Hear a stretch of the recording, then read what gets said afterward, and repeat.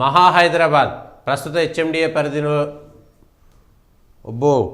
Outer ring road నుంచి అవతల ఇంకొక 5 కిలోమీటర్ల దాకా హెచ్ఎండిఏకి హైదరాబాద్ నుంచి 16 రంగారెడ్డి, మేడ్చల్, సంగారెడ్డి, యాదాద్రి, నల్గొండ, మెదక్, సిద్దిపేట, వికారాబాద్, మహబూబ్ నగర్, నాగర్ కర్నూలు ఇన్ని దగ్గరల నుంచి మొత్తం వచ్చేస్తే 11 జిల్లాలు, 106 మండలాలు, 43 అర్బన్ స్థానిక సంస్థల చేరిక.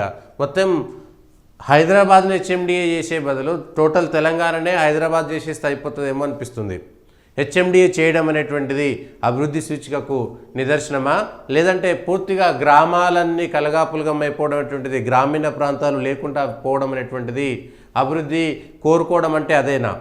హెచ్ఎండిఏ టోటల్ తెలంగాణ మొత్తం హెచ్ఎండిఏ పరిధిలోకి తీసుకొస్తే అయిపోతుంది. కేవలం అటవీ ఫారెస్ట్ భూములన్నింటినీ వదిలేస్తే మిగిలినంతా కూడా హెచ్ఎండిఏ చేస్తే అయిపోతుంది. దాదాపుగా ఇంకా మిగిలిందేముంది? హైదరాబాద్కు మిగిలిన దానికి